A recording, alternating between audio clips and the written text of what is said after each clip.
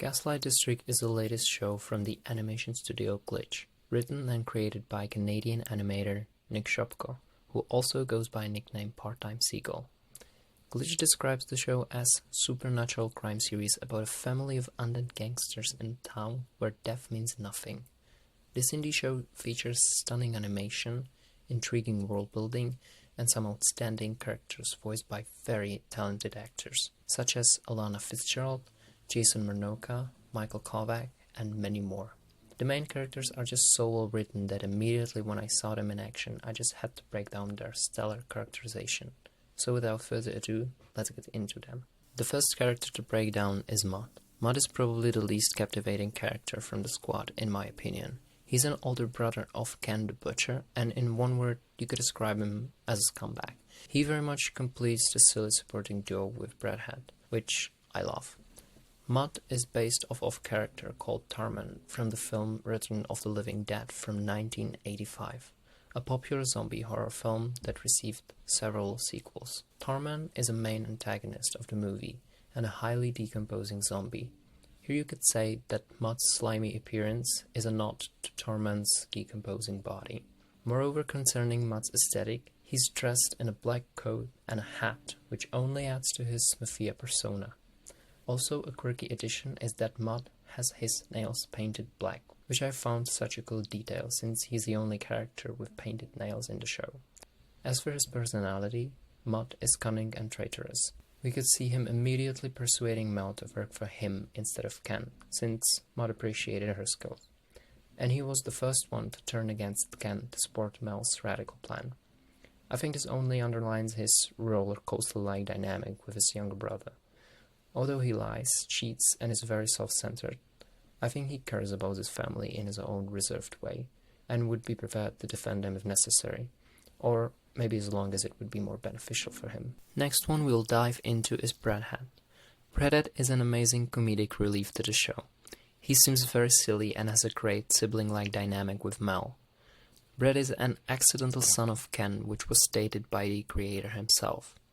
As for Breadhead's design, he obviously possesses a bread-like features. His head is a giant loaf, and his tongue is replaced by baguette, which I find hilarious. And even his hands resemble buns. Breadhead is a muscle of the entire team, and they seem to be quite dependent on him. However, don't be mistaken, he can still look like a cute little pastry, and have the best plushie. I mean, just look at him. Concerning his personality, he is definitely not the smartest. I'd even say he's a bit simple. Though he's very loyal and I think pretty responsible, and they can surely rely on him. The next character to dissect is Kenny the Butcher, or Ken.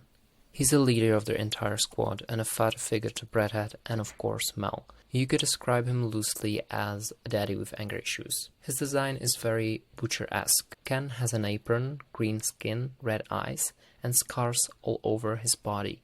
Even his skin is peeled off entirely on his left arm from shoulder to forearm. And his dominant feature being his meat cleaver stuck in the middle of his head is just, literally cherry on top. Ken's personality is, as I said, very angry. He's short-tempered and every time he loses it we see a glimpse of his brain, which will definitely be explained later in the series, or else is a great artistic choice of depicting his ballistic state. Underneath his angry temperament, Ken is extremely protective and caring of his adoptive daughter Mel. He'd do literally anything for her, even eat a brain of a person who knows her secret, or summon his dear employees. We should also say that he's an owner of a butcher shop, so he's a man of business. The last reason of why he agreed to Mel's plan was also that it would bring him some sort of profit to his establishment. I'll roll the clip for you to see. Blah, blah, blah. Also throwing some crap advertising the restaurant. What I really like about Mel and Ken's relationship is how cute and real it is.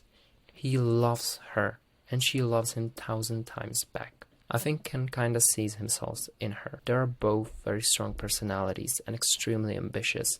In the end, when Ken holds Mel in his arms, he seems quite down. Of course because she is hurt, though also because he desperately wants to keep her safe, but at the same time is aware it won't be possible to do so, even though he's immortal. Also, bonus to them are their adorable pinky promises. Just look at those cuties. Alright, so the last one to break down is the main protagonist of Gaslight District, Melancholy Hill, or Mel. She's a chaotic young baddie, and honestly, we couldn't deserve anyone better. She just keeps the pacing of the show so fresh and grounded at the same time. Mel is a prophesized human who will supposedly bring an end to immortal undead citizens of Gaslight District. However, where her struggle comes in is that she desperately wants to fit in the Smiling Dead Squad, fit in her family, and fit in the world she lives in.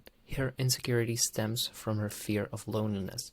She just wants to be normal, loved, and just enjoy her life as a gangster. Though Mel is extremely intelligent and thorough, she's still very carefree and reckless. One time she bleeds from her nose over an erotic magazine in front of Jack, which FYI featured the same woman can greet it in the butcher shop, which is great, I mean. And Jack is later cemented because of her. But she's a queer icon, so we have to forgive her that. But the next time, she tells a rotling named Romeo that she's human, and he spreads that secret to Ken's staff. Hence, Ken has to cement them as well. Despite all that, Mel's very ambitious and skilled. Though being the only human in the series, she does not fall short behind the other members of her family. In the Ken's final monologue that is dedicated to the pretended human egg, his words seems to affect her. I believe that she for a moment thinks those awful words about human are directed towards her, because she's the only human that exists, and her insecurity takes over her, and to crown it all, her plan fails in the very final step.